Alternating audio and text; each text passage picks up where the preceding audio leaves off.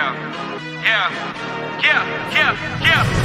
Yeah, 713, don't step in this league, throwing rocks at the backboard. Living our dream, better dribble to the three, take the shot, here a cash draw. And we don't even care what you say, we ain't scared of the hate, get a win in this last board.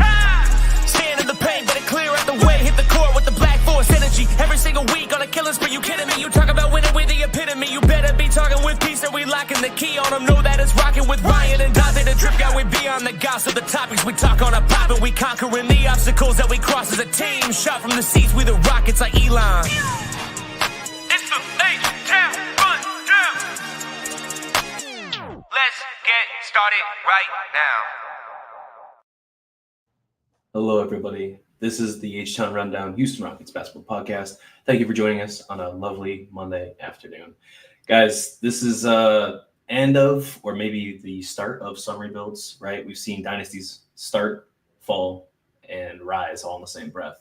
And I think today we should talk about Houston's rebuild, going along with how far we've come, maybe some of the challenges we've faced, and some other issues going on and what we can do to stay competitive. However, let's meet the crew today. We got Donte, AK, and Ryan for the power panel here. It's good to see everybody today. Coach Donte, man, it's always good to talk Rockets ball with you.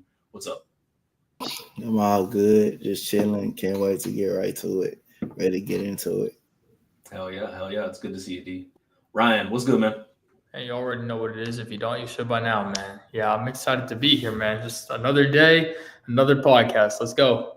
Hell yeah. Good to see you, Ryan. And of course, AK, brother, what's going on? Well, happening, man. I'm just ready to rock and roll and push some more Rockets propaganda out here, man. Hell yeah. We all about it. Hey, we see you, Aaron. This man might be joining us later on, but we will find out for sure. You need to pull up and stop playing. For real. So let's get right into it, right? Ryan, the Houston Rockets rebuild is an interesting history, right? From the fall of James Harden and missing a bunch of threes, right? And then the bubble where everyone just kind of fell apart from there going forward. But tell us about the Rockets rebuild, right? And then are we officially done getting Kevin Durant? Like, is this phase 3? Are we for sure it's phase 3? Do you think we're going to retool? Just give me your thoughts real quick. See, I'm going to name you 5 players quickly. Perfect. Daisha Nix, Sterling Brown, Trevlin Queen, Kelly Oubre, or not Kelly Oubre. What was his name? Christian Wood? No. Aaron Brooks? Nah, Kelly Olynyk? Is it Kelly Olynyk? No, dude with the long blonde hair, whatever his name was. Kelly Olynyk? Yeah, Olynyk. Kelly Olynyk. And the other one. I'll say DeMarcus Cousins, man. We've come a long way, bro. Damn. That's a pull. D Boogie, man. He really was on this team. Never forget the wow factor. But so yeah, we went from all that to Kevin Durant. So if anybody has a problem with me saying those 4 players to Kevin Durant when that was practically our starting lineup for 82 games, come at me, man. John Wall just retired too. that's facts. Like, look at the people on that team. Start to take your time, Ryan. But if you look at the people on that team, how many of them in the league today? Kelly Olynyk. Yeah, Olynyk, that's about it. KPJ, but I can't really speak on him being in the league. Daisha Nix still in the league, guys. He plays. Stop saying that, bro. He in the G League. He's not in the league. He in the damn G League. He played playoff minutes. He not in the league. Christian Wood. Christian Wood not signed with nobody. I thought he was still signed with LA. He was just injured. You not signed with them no more? Marquise Chris, is he still in the league? Hell no. I forgot all about him. You see how crazy that is? But go ahead, cook. Exactly. You forgot about him. So if anybody that's watching us has a problem me saying that we've had a successful rebuild, come at me, dog. You right. You right for once. I'm with all the smoke this time, bro. Yeah. And so would you consider Houston's rebuild successful, or, what could you, I guess, even say is a successful rebuild? I want to get your thoughts on that.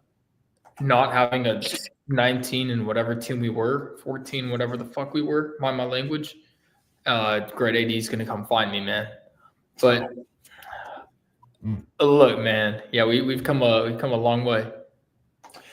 Okay, yeah, and that's definitely something to say, right? And but I want to get into like the nitty gritty, right? Like we've talked a lot about the situations we've been in, right?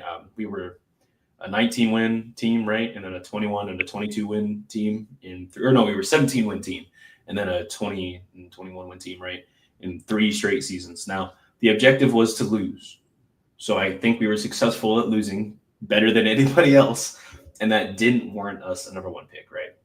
Basketball gods were not in our favor.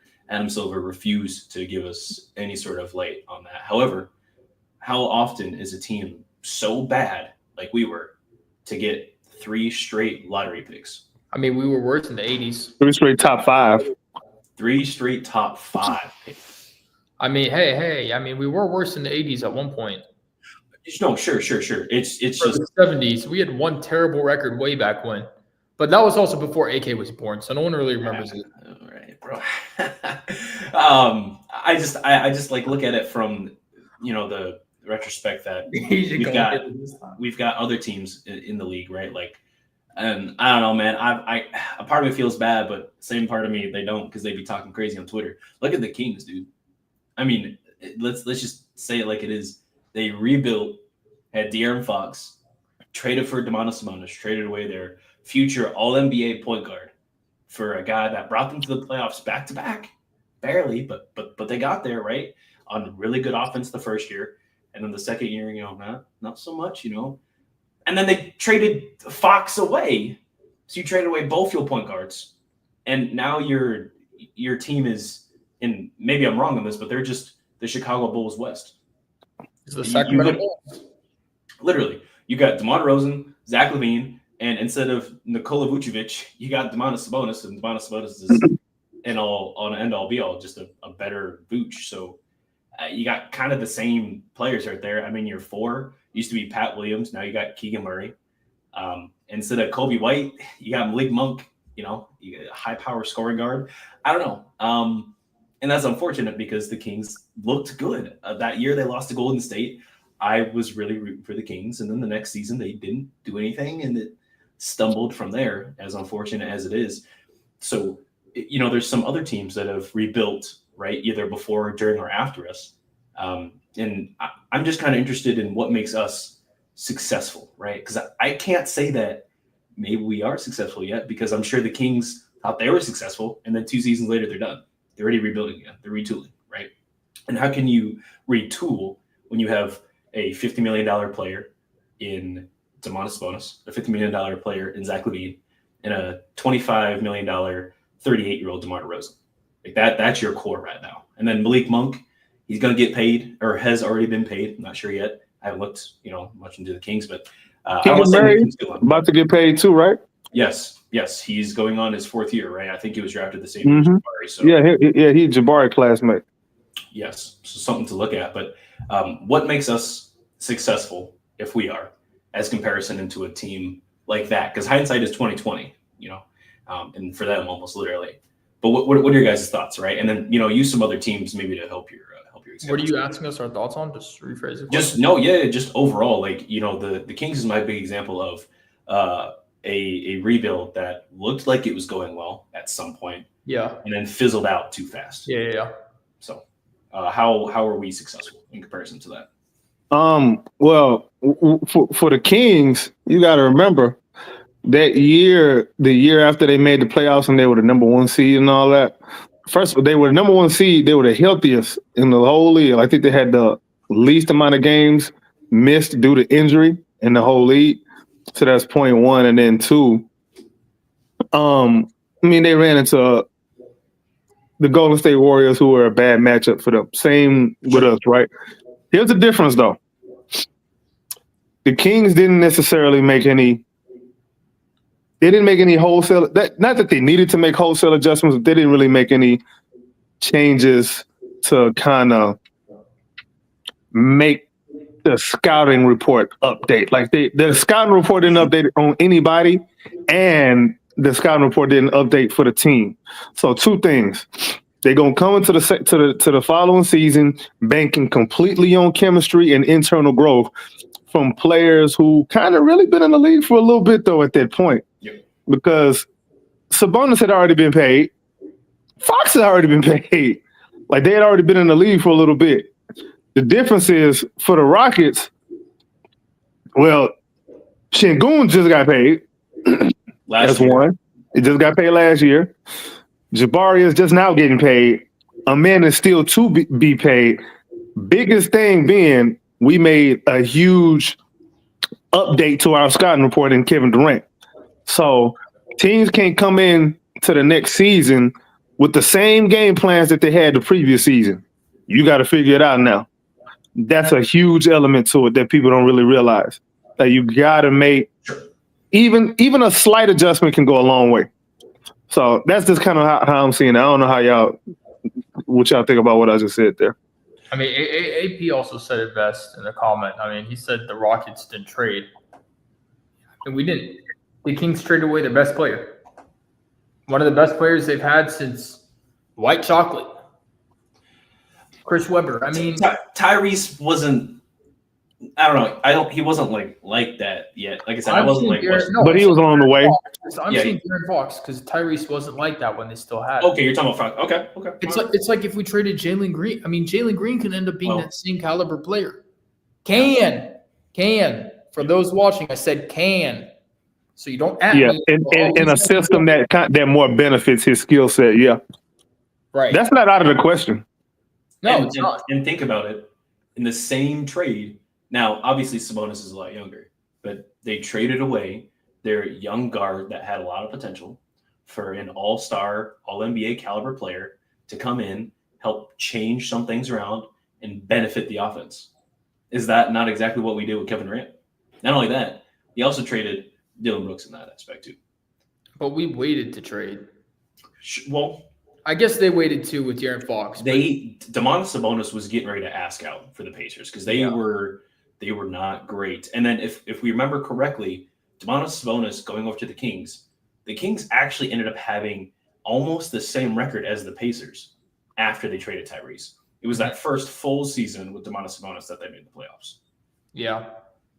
So I think they were the third seed, right? Because Golden State was the sixth, I think, at that point, if memory serves me correct.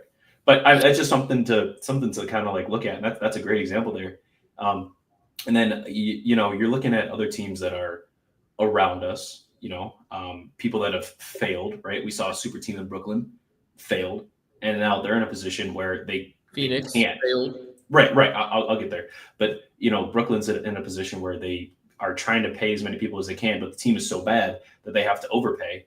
And you got people like, what's his name, Cam Thomas out there saying that he needs to make 25, 27, 30 plus because he believes he's better than like Desmond Bain and Jalen Green and all these other, top guards in the league. And he's smoking something. Yeah, man. So I don't know. It is interesting because Brooklyn had an opportunity. Unfortunately, due to issues outside of their control and in their control in some respect, they failed, right? So they started to rebuild. And before that, they had just essentially got out of, paying because they traded for who? Old-ass Paul Pierce and old-ass KG. Didn't do nothing with that. Lost them in free agency. And then had to work on being ass for the next 8 years after that. Then they finally get some good players, trade everything away to hit a big swing and fail, right? So they just back-to-back both opportunities they had to have a good team or to be outside of rebuild. They failed, right? And you mentioned Phoenix. Tell me about that in comparison to Houston. Well, I mean, Phoenix could have had it. They could have gone to the finals the next year if they didn't trade Chris Paul. They made a really dumb decision by trading him, and I think most of the NBA fan base will say that as consensus. And you know what? Then let's go get Kevin Durant and Bradley Beal, who's $75 million worth of a half full bag of chips. Yeah, $75 million bag of Lay's, bro. It's crazy. No, bro. Not even Lay's, bro. Wrap snacks, man. Hey, man, rap snacks good. You tripping. I haven't had them yet. I haven't seen a young boy flavor yet, so I haven't had them. But no, yeah, you're gonna have to pause on that one, bro. Pause and go home and come back, bro. Yeah, I had to pause. I didn't mean it like that. I'm not with that. But look, continue, please. Yeah, I mean, they said let's go trade for Kevin Durant and a bag of chips It's going to complement Devin Booker. We'll put Devin Booker at the point guard. Oh, no. And Yeah, it's bad. yeah, that was bad. And so it just didn't work out. I mean, you don't, and they traded Mikal Bridges. Can I piggyback off your take real quick? Yeah, go for Phoenix it. was literally garbage for years until they got Chris Paul, right? Like they were dog shit, if memory serves me correct, right? Terrible. Not only that, then they finally get Chris Paul there, right? Be a culture changer, right? They were the healthiest team, similar to the Kings when they were I think they were the top 3 seed, went to the finals. Unfortunately, they lost. It is what it is. Next season, they're the top seed in the West. They barely beat the Lakers. And then that was it, right? I don't know what else to say about that except maybe they weren't ready to take that next step yet. And they should have continued to build, right? Mhm. And that's my issue is they're like, oh my gosh, we're right there. Traded for Kevin Durant. They should have gone and gone like Quentin Grimes or another. They should have continued to retool, right? Yeah, they could. Who was the forward on the Mavericks off the bench? He could have complimented them. Yeah, whoever that was. Josh something or whatever. They Talking about Josh Jackson? Not Josh Jackson. Josh Green. Green. Josh Green, yeah. Yeah, Josh Green. Could have gotten him, bro. They could have gotten so many other forwards that complimented their team. They had guards. They could have gotten another big to back up Aiden. I mean, they could have gone out and gone maybe JaVale McGee off the bench, who at that point wasn't that bad. Yeah, like he was okay. He was producing in some respect. Right. I think that the real move for them. I'm at AK. He just came off a chip with the Lakers. Mm-hmm. They could have done so much with their team and kept retooling, but nah. They said, let's trade Chris Paul away and get Kevin Durant. Yep. They should have got rid of Ayton. They shouldn't have never gotten rid of Ayton. No, they should have got rid of Ayton earlier. I don't think so. I disagree. You're going to find out with the Lakers. You're going to find out. What has Ayton done with Portland? Yeah. Nothing. Like, if Ayton was really who he said he was, he would have gone to Portland and looked like, somebody who could have been putting up better numbers. And like, you're supposed to look like you were misused where you just came from. Yep. He didn't look like he was misused. He looked like he was overused. And now he's in LA. But hey, at least he went up to battle the snow in LA. So maybe he'll put up some numbers. Something like that. And then to continue off that point, right? They were like on the cusp of being better, greater, and they took a huge swing on I'm gonna say a discounted take on Kevin Durant from Brooklyn, right? They traded a lot of things away, but I think at that point, I mean, he was coming off the best season of his career, 37-5, I think, just like absolutely ridiculous numbers over in Brooklyn. I don't blame him for making the move because, like we said with Houston, if it's Kevin Durant on the table, you taking Kevin Durant, but at the same time, you didn't need to make that move for Bradley Beal, right? Okay, and that's where they failed. So now I want to ask a question. Let's go back to the Kings for a second. Sure. If it's De'Aaron Fox on the table, and obviously for the Spurs, De'Aaron Fox compliments Wemby, so you go yes. But the Kings, what makes you say, oh yeah, I'm going to go trade De'Aaron Fox? They suck. They're the Kings. There's no common brain cells being used. There's no critical thinking right there, right? They saw the fan base was tired of De'Aaron Fox. They heard their fans upset about it. Organization listens to Reddit users, and they went and got a fun high flyer like Zach LaVine, and that was it. Oh, you're terrible. The disrespect. Am I wrong? Preston, do you believe in God? Yeah, actually. Do you believe in heaven and hell? Yes, sir. He said, yes, sir. Hey, man, I'm telling you, bro, just be prepared, man. It's going to be a good time, man. But I will say, and then on top of that, instead of Preston fears none. On top of that, right, instead of retooling, again, like we've been saying, right, because Phoenix, they made a bad move, right? And we'll talk about Dallas here in a second. But then the Kings, to your point, they decided to take a huge swing, gave away De'Aaron Fox for what exactly? And then, again, they just Chicago West, bro. I hate to say it, man. I didn't realize they were Chicago West till I said something earlier, but it's just unfortunate. And they're the only people to blame for that, though. it's not like someone was asking out and it was like, oh man, everything sucks here and we did everything we could. No, they could have made more moves. They could have made better moves. They chose not to. Like AK said, they bet on chemistry, right? And they're not the New York Knicks. They can't bet on the power of friendship. It don't work like that for everybody. You actually got to like each other in order to do that. And, the chemistry over there was like 3 people that could, mess with each other. That was kind of it, Pause. Yeah. So like, I don't know. I'm not really, I just don't want to go down the same route that Phoenix and the Kings have gone through. But we already have the power of friendship. We just saw Kevin Durant repost Alperen Sengun. We have the power of friendship on our side. Yeah. Nah, you forgot the strongest friendship on the team. But we had a stronger power of friendship with Jalen Green. No, you missing the strongest friendship on the team. Y'all, come on now. You mean to tell me you don't know who the strongest bond is? I thought you were going to say Cam and Tari. No, Udoka and Fred. They boxing tag team partners, bro. That's real skill out there, man. Like, come on now. Do you need that's point guard and coach? They supposed to be like this.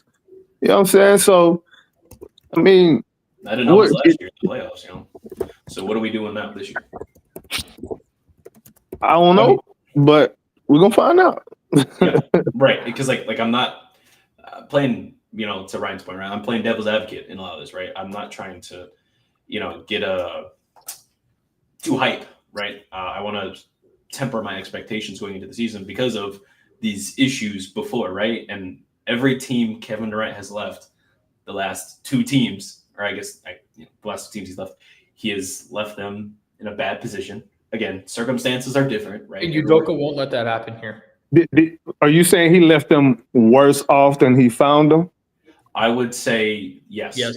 Yeah, I don't think the Phoenix Suns got better. I think they stayed relatively the same or worse. They got Brooklyn, worse. Much worse. Well, here's the difference. The 2 franchises he left were not known for doing anything more than mediocre in the first place. Completely fair. And what is Houston? They were relevant because of him. Yes, but what has Houston been known as the last 4 years, 5 years? Oh, youth movement. So now he's coming into a franchise that just made the playoffs, just 1 season. Kevin Durant went to Phoenix, who had just made the playoffs 2 seasons in a row. Yeah, man, we were known as a youth group. And yes, a development team. So with that being said, Phoenix had more winning aspirations at that point. They weren't rebuilding though. Their belt when Kevin Durant weren't rebuilding though. No, they were just assisted living.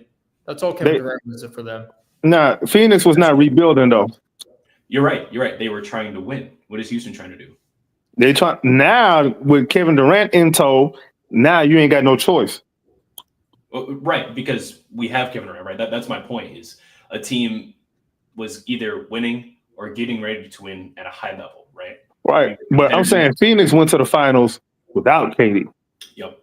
And then the second season fell short. That's the difference.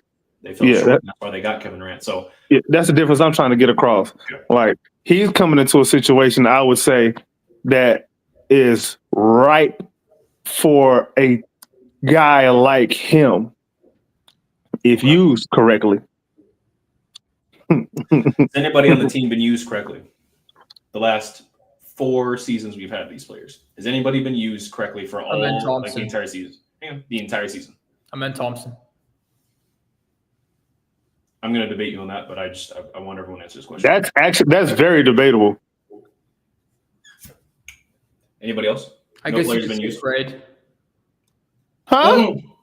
High usage and correct usage are 2 different things. Completely different things.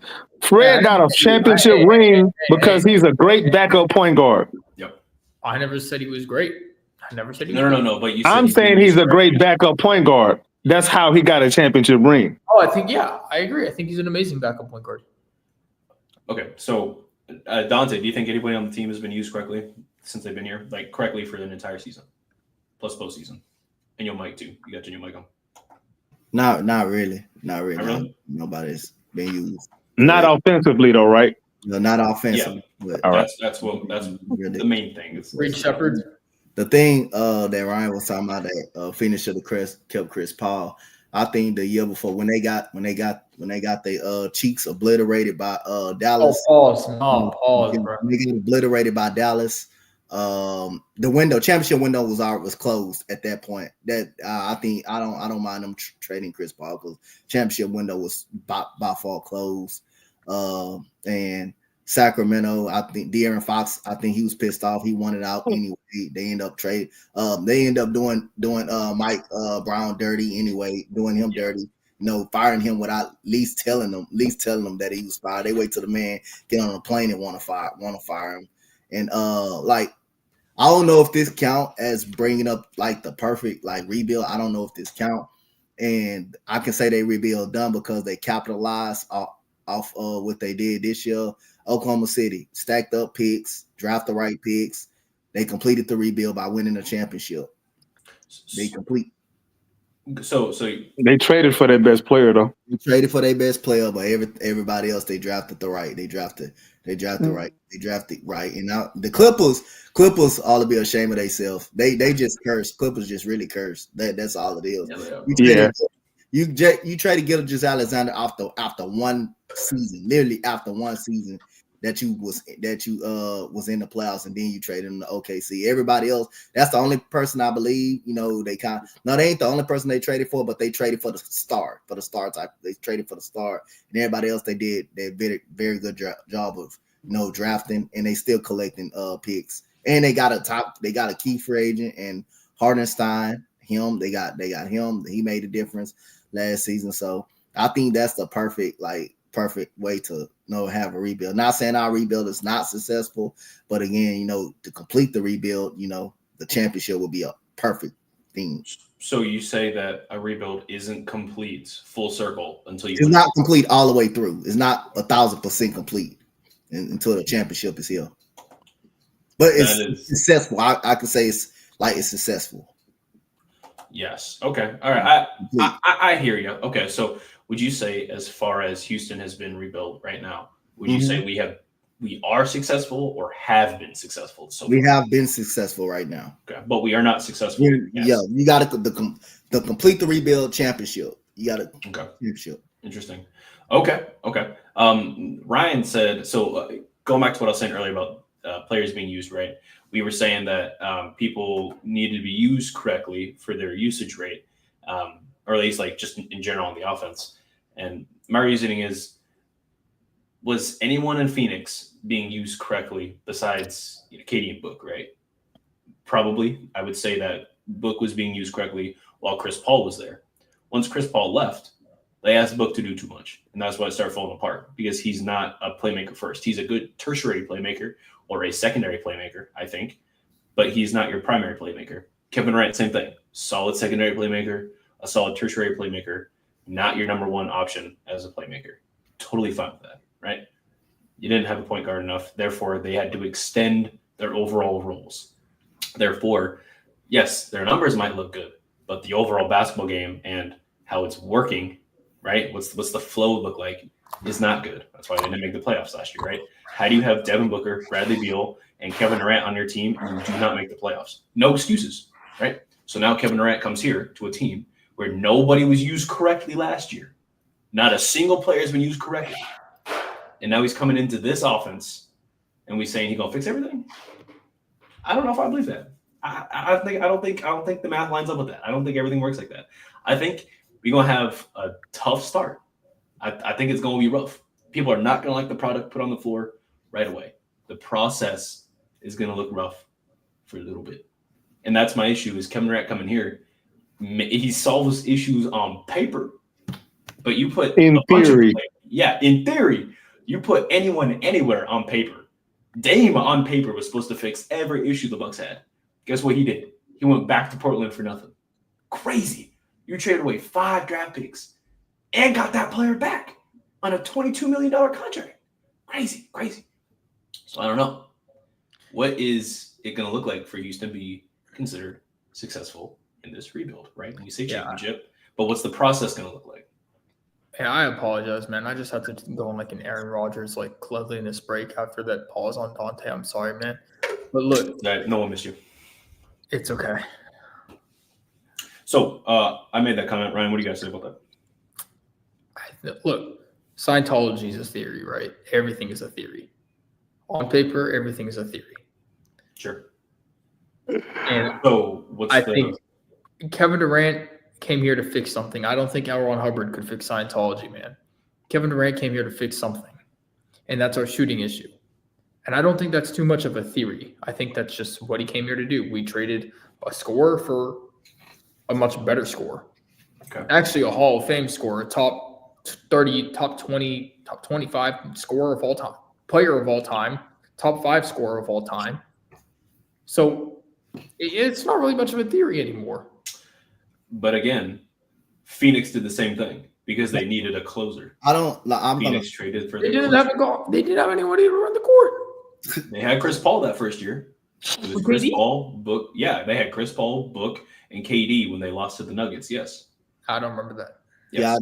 Yeah, I do. But Kevin Durant can't fix everybody's shooting lows. Let's put it like that. He can't fix everybody's shooting. That's why I start looking at Ryan Strange because he can't fix everybody's shooting lows. He not gonna make Amen Thompson Ray Allen tomorrow. Hold on. Thanks. He can't fix everybody's shooting woes, but he can definitely take up for what Jalen Green was supposed to do. You should have just said that. He's a more. You should have said that's more accurate. More accurate. Now you because of course he can. He's Kevin Durant. Kevin Durant. He can shoot. That's exactly what I said. He can get to his spot anytime he wants to, and he just really came in to be a go-to guy when we need him to be a go-to guy. If we need him to take the last shot, you go out there, you take the last shot. Right, if you make it a miss, that's what we brought him in for. Yeah, but look, we know Ime Udoka. That last shot's still going to be Fred somehow. Okay. So we saying that we bring. See, bro, let me tell you something, dog.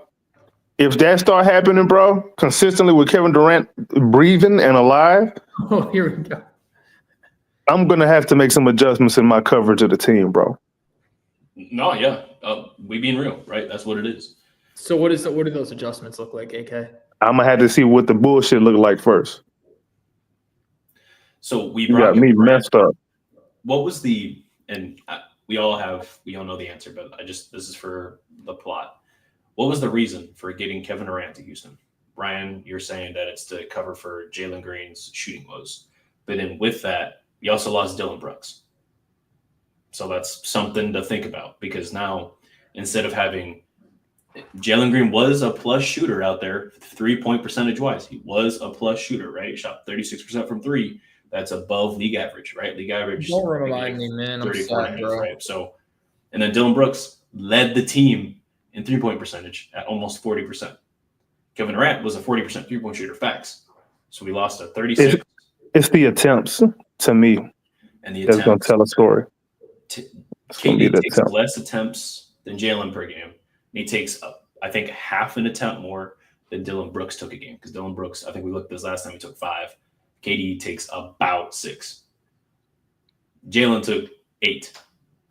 KD took about 6 in a faster moving offense. That's not going to be the same in Houston. Yes.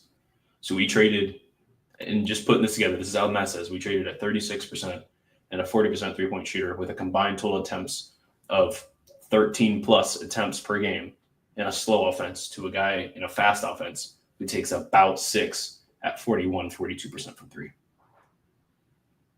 For me, the math ain't math in there because if who we putting out there, right? Because the biggest thing is like we asking men to take more threes.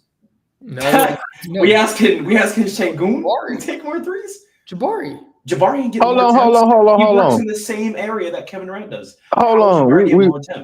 We asking Jabari to take more threes. Udoka gonna find reasons to put Jabari on the bench like he did last year. Man, Udoka's gonna find a way to give Fred more minutes too. I mean, well, that's the only one who played 40 minutes without coming off the floor, bro. That's obvious. Like they said that Reed is supposed to be our direct backup again. Right? Yeah, they said it last year. They said it this year. So if Fred, this is a signal we're having problems. If Fred is averaging the same or more minutes than last year, we have problems this year. We ain't gonna be no better than last year if that's the case. Yes, I agree. If we are relying that much Ime Udoka not for the bench's best friend. He not for the do that. Not gonna bench his best friend. I'm not even saying bench him. Man, I'm just saying he lost wife for a guy named Fred VanVleet, man. That's crazy. Don't say that, bro. That's And I'm just asking them to dial it back some with Fred. Like, there's no excuse anymore to be riding Fred so hard like he did last year, bro. First couple years, actually. No diddler. But nah, I mean, in theory, I'm expecting the process to look different. You know what I'm saying? It kind of has to, because Kevin Durant commands a certain type of attention on offense, and he's not necessarily a selfish player. He'll get a ball up. You know what I'm saying? However, if y'all, I said this last time, man. If y'all remember that little interview he did where he said, "I want the ball in the post, and the rest of y'all go shoot threes." The one person I know that is going to benefit is Jabari. It's just a matter of, is Udoka going to allow Jabari to be out there even when he's making mistakes? Like, you can't keep doing this thing where you messing up rhythm because you want to sit people every time they make one little bitty mistake. Like, you got to let these dudes catch a rhythm. Give them a chance to catch a rhythm. Just because they're not a veteran player don't mean they're not allowed to catch a rhythm, bro. Like, let them be out there. Let them work on their chemistry together, because I think that might be like one of our best duos. Now I'm thinking about it, just from a fit perspective. I'm not even sure how much Kevin Durant and Alperen Sengun fit each other. I'm not sure how much Kevin Durant and Amen Thompson fit each other. But the one person I know will fit is Jabari. And Tari Eason too. Them two I know are gonna fit with KD, no problem. I can't say the same for DFS too. Like, them kind of guys, like them kind of, crash basketball kind of guys. Like, I'm gonna just go out there, I know where to be. I know where my spot is. Hey, when you here, I'm here. When you do that, I'm gonna do this. They already know automatically, just because of how their games are wired. So I already know them kind of guys like that. Them 3-and-D kind of guys is who KD really plays well with. It's the guard play that I'm concerned with. Before you go, because I know you had to say something. No. If Jabari is looking, actually, matter of fact, right? You saying that Jabari and KD need to be a good duo, and think that they are going to be a good duo, right? If anything, if Jabari can start playing a little bit of that Serge Ibaka role, that might actually be the one thing we missing. No, Jabari, is a 3-point shot blocker. Jabari Smith needs to. He ain't got to block shots. He just got to deter them. As long as he's missing at the rim, it don't matter if the shot is blocked. Okay, sure. Jabari needs to be a paint protector. Needs to be a shot blocker, and he needs to be getting his shots up in the mid range. He needs to be getting his shots up in the. He ain't getting any shots in the mid range. Funny enough, hold on, AK. He also needs to get his shots up in the post. And if he's not doing this, and if he's not doing that this season will not be successful, because we are glued by Jabari Smith Jr. Okay, so tell me how that's gonna happen with KD and Alperen Sengun on the floor. And Amen. I'm listening. And DFS. He doesn't have to have a big role. He just needs to be doing this. I ain't say big role or small role. I said, tell me how he gonna get the shots you just said with the personnel that we have. When is that gonna happen?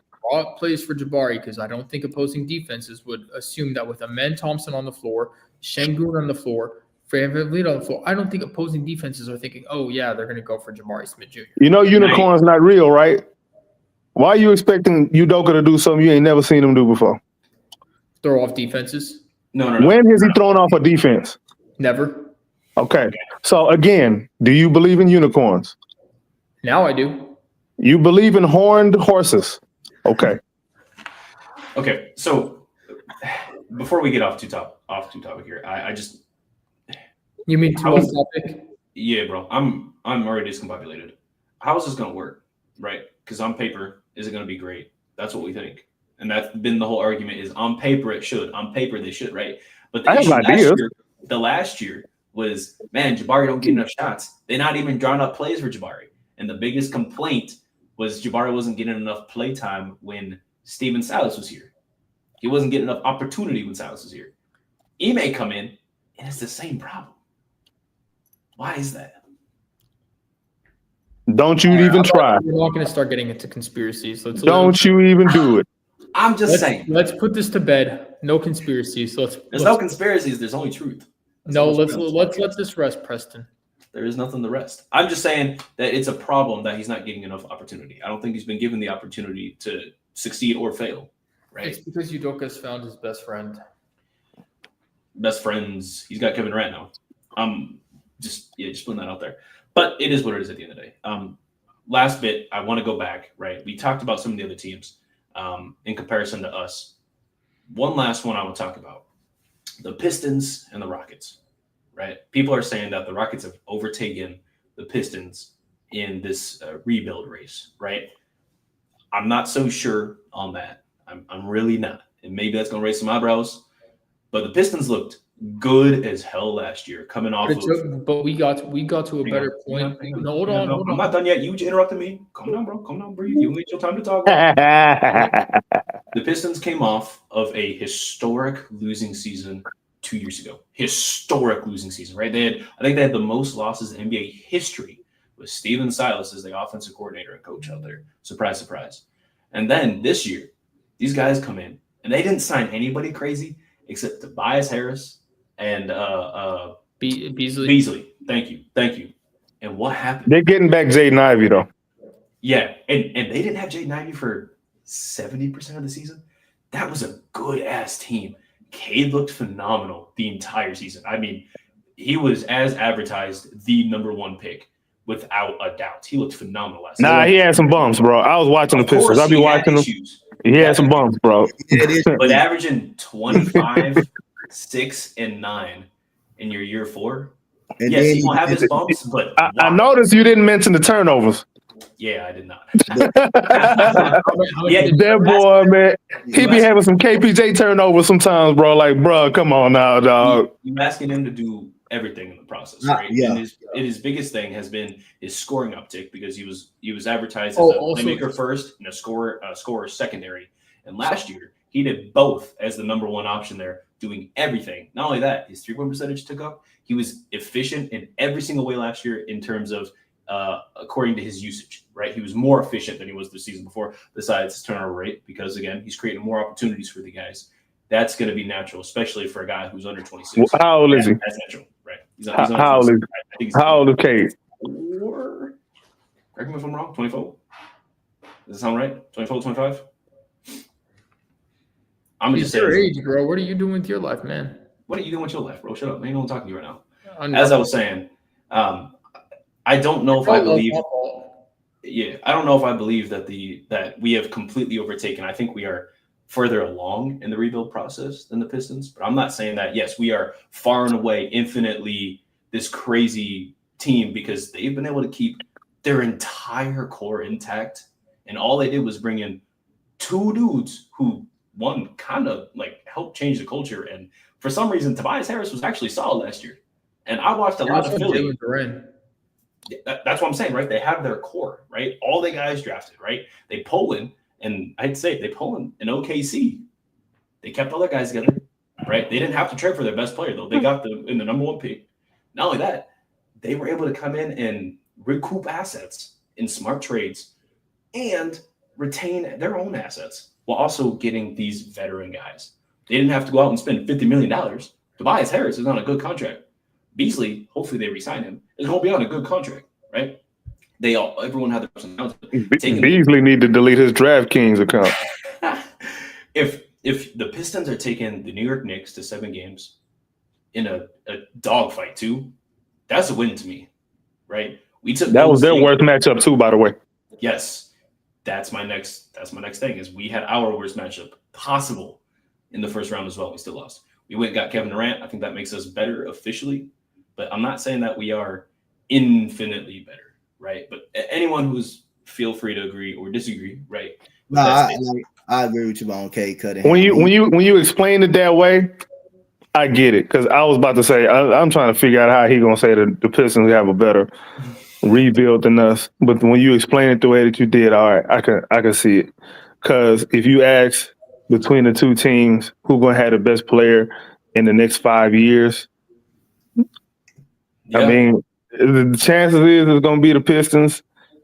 And, I mean, think about it. You look at that. Not even just the best player. If you want to look at their best 3 players in the next 5 years, it's probably you can make the argument that it'll be the Pistons. I think it'll be close. It's going to be it's going to be entertaining conversation, but that's what I'm also looking at is what is the future hold? Because right now, we're further along. We might be better. Sure, We're also absolutely. in the Western Conference, and they're in the Eastern.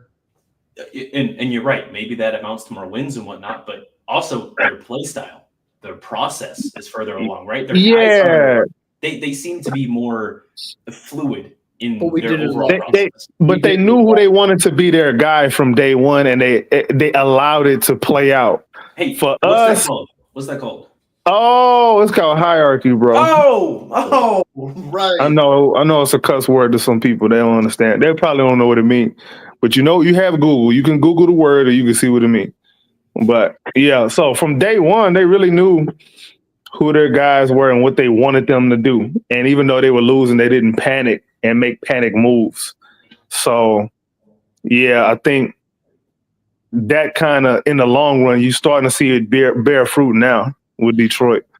Because you let these dudes bump their heads against the wall enough, and now they know, okay, bumping my head against the wall hurts.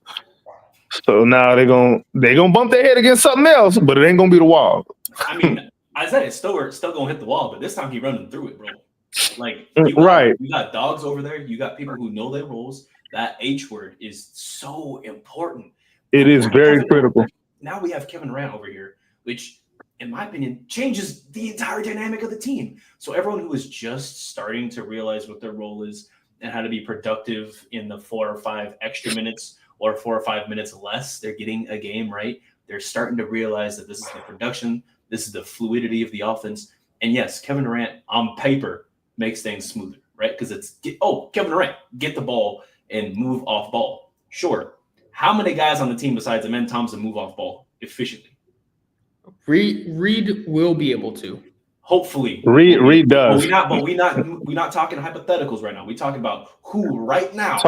Tari is a decent cutter. And who's I wish they would allow Jabari to move. They just tell him to go stand his tall ass in the corner and wait for a 3-point shot that ain't coming. Mm-hmm. Yeah, we don't. I mean, but our offense isn't a lot of. We do too much one-on-one. We don't move the ball around. So for a team that plays a lot of one-on-one defense, you figure we want to get everybody involved on the offense. Jason Tate moves off ball. You're saying Jason Tate does it not well, but he does it. He does do it. I'd argue you're trying to piss off coach. That's what you're trying to do, and you think it's gonna work. I'm not trying to piss anybody off at all. In fact, I keep forgetting that Donte hates Tate just because of how much Tate doesn't really matter to our team anymore. Bro, I don't hate. I'm gonna disagree with that statement. Why you saying I hate Jason Tate? I don't. I'm just repeating what AK said, bro. I just thought it was time for him to go. But I will, like I say, unlike you, I will admit when a player is playing great for the team. I admitted it just fine. No, you had a problem with Jack Landale, man. And I apologized. You did not. I didn't. No, you did not. Who has the evidence of this apology? It's there somewhere. Thank you, AK. Look at him. There's somewhere. Yeah, that's right. Wipe your nose again, bro. We know what's in there. And I wanted him gone too. Yep. But anyway, I think that's an interesting conversation that we can continue next pod. And I do want to talk about dynasties. I think that's going to be interesting to talk about what Houston needs to do to stay competitive and how we can build up to be one of these dynasties, right? Because the Pistons are looking good. That's a big conversation right there, right? They might be set up. They just need to keep doing what they're doing. They might be set up. We don't know though, right? Because like I said, a lot of other teams look good. And the next season, they looked garbage. A la Phoenix, Dallas, the Clippers every postseason. Just look at the things that they're going through and what can we do to avoid being one of those teams. But I think we're gonna have to end it there, man. We have 49 minutes. Let's leave it at that. A little cliffhanger, right? Donte, it's been beautiful having you on the show, man. Where can we find you? Y'all can find me at Coach Donte 5 on IG. Y'all can find me at Coach Donte That Rockets guy on X. Y'all can find me right here, H-Time Rundown with me and my guy Press, AK, and Ryan. Shout out to all of y'all. Just ready for the basketball season to get going. We already in football season, so hey, we already happy about that. But basketball, just can't wait for more Rockets basketball. Oh yeah, man. It's always an honor talking Rockets ball with you, man. KD's here. It's time to win a chip. Ryan, man, beautiful having you on the pod as per usual. Yeah, man, I appreciate being here. As per usual, it's always a good time. Left on a little bit of a cliffhanger, and I hate to say it, but welcome, AK, officially a member of the H-Town Rundown podcast. Oh shit! I ain't know why y'all ain't tell me, but now. Surprise, A little birdie told me this, so welcome. A little birdie. I ate a couple birds earlier, so I don't know if they playing jokes on y'all, bro. That is crazy. Anyway, Furtho, AK, it's good to have you on the pod, man. Oh shit! Appreciate it. AI News to me. generated clapping sound, but we good. See how they do you? They be franchise tagging you in Rockets Nation, bro. This is what they do to you. When they see you a hot talent out there, they don't want you to be out there by yourself and get snatched up by another great team. See what they do? That means be valuable. So you know what that means, right, Ryan? You finna get traded. Come get your man, bro. Phoenix, they need someone, man. Nah, you finna get traded. That's what that means. We finna trade you. This is what they told me under the table. You getting traded. I was here before you. Getting fired. And that's why you getting traded. They brought me. I'm Kevin Durant, okay? All right. You getting traded. You're not even Fred VanVleet, and you getting traded. I can't say it online, but you can look at the text chat. That is crazy. Let me see what this fool said. Ryan, where can we find you, bro? Where can we find you, bro? Y'all know where to find me. Y'all can find me at Ryan Dime. Find me here on the H-Town Rundown. Y'all can find me on the Rockets or Robin, whatever we do that. Yeah. It's always a pleasure talking as per usual. And AK, man, beautiful pod as per usual. Thank you for jumping on. Where can we find you? Y'all can find me on YouTube at the Rockets Propaganda Channel and the Rockets Round Robin Channel. Also on Twitter /X at AKinfinity_VVS. And always remember, don't be a hater your whole life. Tell a friend to tell a friend. All of y'all come back again. If you ain't subscribed at this point, that means you have a hater sickness and you got to go see a doctor. I got a doctor for you, but I'm not going to tell you online. You got to pay me first. Yeah. It's always... He's a scammer. It's always a blast to have. Hey, don't be telling my schemes. It's always a blast to have the crew together to talk another episode on Rockets ball and the H-Town Rundown. Be sure to follow the H-Town Rundown at H-Town Rundown on X as well as Instagram, YouTube, and Twitter. And man, make sure you guys are checking out the website, man. htown.org, man. We got a lot of things going on there, articles and whatnot, YouTube videos. We got TikTok too, man. We got AD old ass running it, and it's always a blast. Be sure to follow me at drip2piece_GAWD and X as well as Instagram and YouTube. This has been it, and hopefully y'all enjoy the new outro. See ya.